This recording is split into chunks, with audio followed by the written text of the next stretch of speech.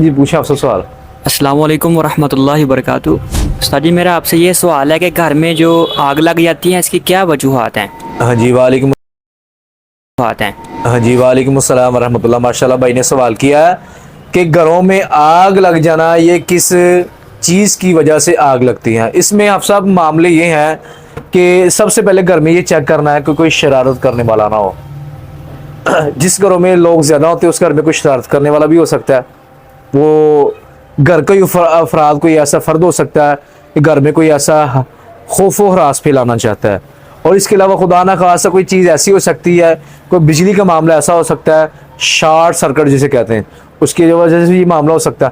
اگر یہ دونوں صورتیں نہیں ہیں تو گھر میں جو آگ لگنا یہ زیادہ تر شیطان کے جو ساتھی جنات ہوتے ہیں یہ وہ کام کرتے ہیں۔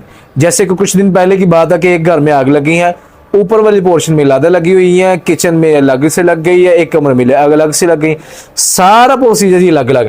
یہ شیطان ہوتا ہے، شیطان کے ساتھی ہوتے ہیں، اس گھروں میں جا کے آگ لگاتے ہیں، گھر میں کپڑوں کو کاٹ دیتے ہیں۔ اس کے لیے جو واضح چیزیں ہوتی ہیں نا، گھر والوں کو پتہ لگنا شروع ہو جاتا ہے کہ اس کے پیچھے سایہ ہے اور اس کے پیچھے ہی معاملات۔ یہ جو میں نے چیزیں کچھ نوٹ کی ہیں کہ ایسی چیزیں ہیں جو لوگ نماز نہیں نہ پڑھتے اور وہ اللہ کا ذکر نہیں کرتے لیکن ساتھ میں صدقہ وہ کر رہے ہیں۔ میں نے یہ چیزیں دیکھی ہیں کہ چلے نماز نہ پڑھنا تو گناہ ہے اور اللہ کا ذکر نہ کرنا یہ بھی اچھی بات نہیں ہے، لیکن وہ ساتھ میں صدقہ کر رہے ہیں، لیکن وہ بہت سی بیماریوں سے بچ جاتے ہیں۔ لیکن غلطی وہ بھی کر رہے ہیں، غلطی وہ بھی یہ کر رہے ہیں کہ نماز نہ پڑھ کر، صبح شام کے اذکار نہ کر کے، قرآن کی تلاوت نہ کر کے اور اللہ کا ذکر نہ کر کے، غلطی وہ بھی کر رہے ہیں لیکن صدقہ وہ کرتے ہیں، وہ بچ جاتے ہیں ان چیزوں سے۔ لیکن جو بندہ صدقہ بھی نہیں کرتا، نماز بھی نہیں پڑھتا، مہمان نوازی بھی نہیں کرتا، تو وہ اللہ تعالیٰ قرآن میں فرماتا ہے کہ جب تم لوگوں پہ مال خرچ نہیں کرتے، اللہ کے راستے میں مال خرچ نہیں کرتے، یتیموں پہ مال خرچ نہیں کرتے، مسکینوں پہ مال خرچ نہیں کرتے، تو تمہارا ہی مال تمہارے لیے آزمائش بن جاتا ہے، یہ فتنہ بن جاتا ہے۔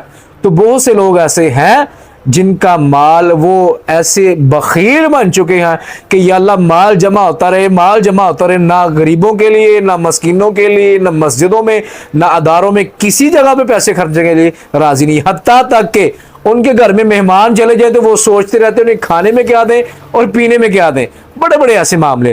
تو اس لیے اگر نماز چھوڑتے تو اچھی بات نہیں ہے، صبح شام کے اذکار نہیں کرتے تو اچھی بات نہیں ہے، تو کوشش اسے کرتے رہنے چاہیے، نماز بھی پڑھے اور اس کے ساتھ اذکار بھی کرے، اللہ کے راستے میں لازم خرچ کرے۔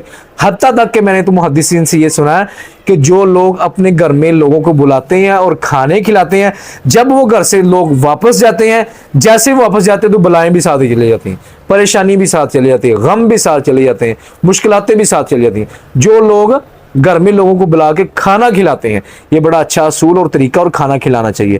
اور مین جو سوال تھا کہ گھروں میں آگ لگتی ہے، یہ شیطان جادوگر اور شیطان کی جو ساتھی جنات ہیں یہ گھروں میں آگ لگاتے ہیں، ان کی وجہ سے گھروں میں آگ لگتی ہے۔ ہم پر جو آزمائش آتی ہے، جو مشکل آتی ہے، پریشانی آتی ہے، اللہ تعالیٰ فرماتا ہے کہ تمہارے کیے ہوئے اعمال ہیں، تمہارے ہاتھوں کے کیے ہوئے سارے اعمال ہیں، اس کی وجہ سے تم یہ سزا بھگتے ہو۔ اللہ سے ہمیں کثرت سے توبہ بھی کرنی چاہیے، استغفار بھی کرنا چاہیے، اور نماز بھی پڑھتے رہنا چاہیے، اور اللہ کے راستے میں صدقہ بھی کرتے رہنا چاہیے۔ اللہ ہمیں صحیح معنوں میں قرآن اور حدیث پر عمل کرنے کی توفیق عطا فرمائے۔